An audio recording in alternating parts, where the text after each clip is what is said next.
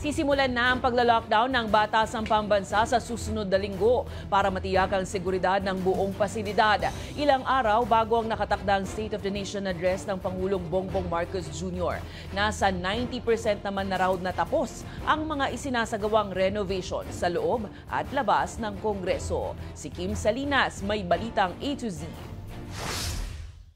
Ilang araw bago ang nakatakdang ikatlong sona ni Pangulong Ferdinand Marcos Jr. sa July 22, kaliwat kanan na ang preparasyon sa House of Representatives. Ngayon pa nga lang, masinsinan ng chinicheck na ng otoridad ang lahat ng mga sasakyan labas-masok sa ahensya. Puspusan ang paghahanda natin dito sa House of Representatives. Patuloy yung pag-uusap. Kasama po natin, kamiting natin ang ating mga kasama sa Office of the President and ating mga kasama sa Senate to finalize everything, pati yung protocol, security protocol for the upcoming SONA. Inaayos na rin ang mga gagawing pagpupulong at pakikipag-ugnayan sa opisina ng Sergeant at Arms ng Kongreso. Before mag-simulation ay magkaroon muna ng tabletop exercises.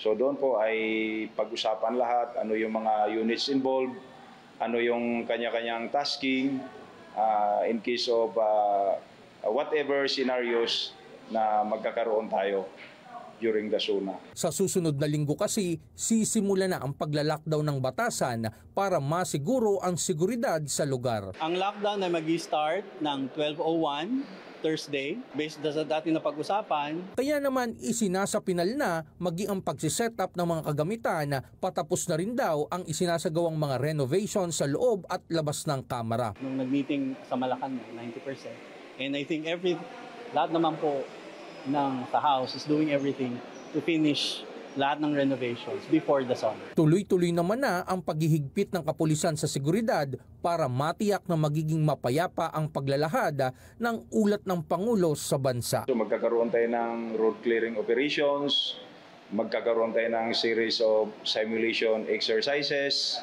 at meron pa tayo mga pre-deployment phase na dapat sundin. Para sa Balitang A to Z, Kim Salinas.